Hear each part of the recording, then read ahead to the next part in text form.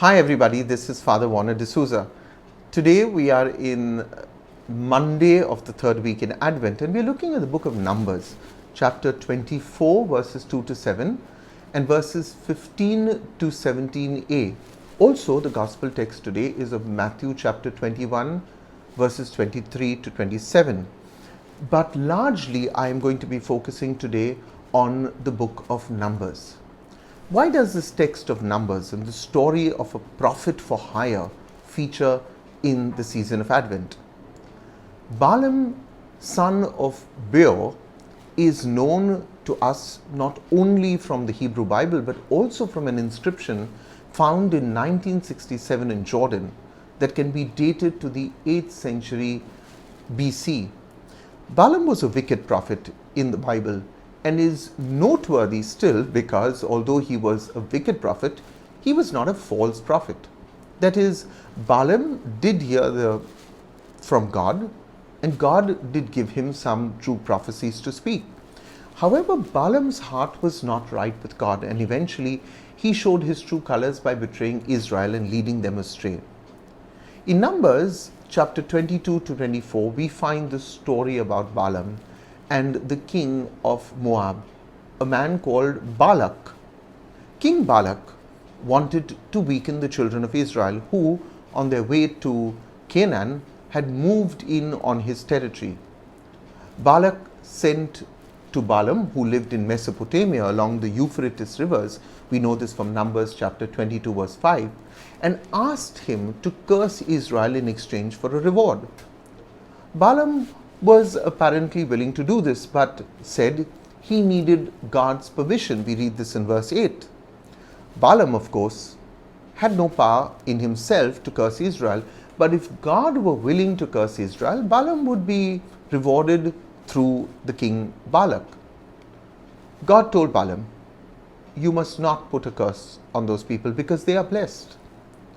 King Balak then sent other officials more numerous and more distinguished than the first. We see this in verse 16, promising a handsome reward.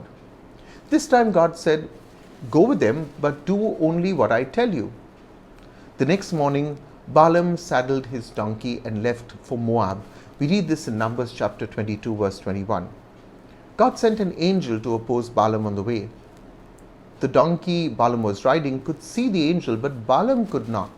And when the donkey 3 times moved to avoid the angel, Balaam was angry and beat the animal. Then the Lord opened the donkey's mouth. We see this in verse 28, and it rebuked the prophet for the beatings. Then the Lord opened Balaam's eyes, and he saw the angel of the Lord standing in the road with a sword drawn. The angel told Balaam that he certainly would have killed Balaam had not the donkey spared his life. Ironically, a dumb beast had more wisdom than God's prophet. The angel then repeated to Balaam the instructions that he was only to speak what God told him to speak concerning the Hebrews, and we see this in verses 33 to 35. In Moab, King Balak took the prophet Balaam to a high place called Bamoth Baal and told him to curse the Israelites. We see this in Numbers chapter 22 verse 41. Balaam first offered 14 sacrifices on 7 altars and met with the Lord. He then declared the message God gave him, a blessing on Israel. How can I curse those who God has not cursed? How can I denounce those whom the Lord has not denounced? Verse 8. King Balak was upset that Balaam had pronounced a blessing on Israel rather than a curse. But he had to try again, this time from the top of Pisgah. We read this in Numbers chapter 23 verse 14. Balaam sacrificed another 14 animals and met with the Lord. When he faced Israel, Balaam again spoke a blessing. "I have received a command to bless. He has blessed and I cannot change it," as he says in verse 20. King Balak told Balaam that if he was going to keep blessing Israel, it was better for him to just shut up. But the king decided to try one more time. Taking Balaam to the top of Peor overlooking the wasteland, as we read in verse 28. Again, Balaam offered 14 animals on 7 newly built altars. Then the Spirit of God came on him, and he spoke his message. We read this message in Numbers chapter 24, verses 2 to 3. The third message was not what the Moabite king wanted to hear. How beautiful are your tents, Jacob. How beautiful are your dwelling places, Israel. Balaam's 3 prophecies of blessing on Israel infuriated the king of Moab, who told the prophet to go back home with no reward. Now leave at once and go home. I said I would reward you handsomely, but the Lord has kept you from being rewarded. We read this in Numbers chapter 24, verse 11. Before he left, Balaam reminded the king that he had said from the very beginning he could only say what God told him to say. Then he gave the king 4 more prophecies gratis, free of charge. In the 4th prophecy, Balaam foretold of the Messiah. A star will come out of Jacob, a scepter will rise out of Israel. He will crush the foreheads of Moab, the skulls of all the people of Sheth, which we read in verse 17. Balaam's 7 prophecies were 7 blessings on God's people. It was God's enemies who were cursed. However, later on, Balaam figured out a way to get his reward from Balak. Balaam advised the Moabites on how to entice the people of Israel with prostitutes and idolatry. He could not curse Israel directly, so he came up with a plan for Israel to bring a curse upon themselves. Balak followed Balaam's advice, and Israel fell into sin, worshipping Baal or Peor and committing fornication with Midianite women. For this, God plagued them, and 24,000 men died.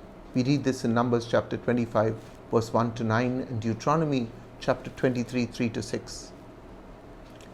God used Balaam, a conflicted prophet for hire, as a herald of Jesus' message.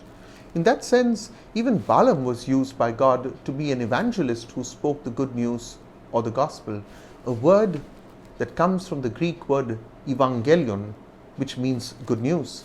But this wasn't originally just a religious term. In ancient times, when an army was fighting a battle away from the city, the watchman would wait on the city wall for a messenger to return from the battle lines, either with good news, we won, or bad news, the army is defeated.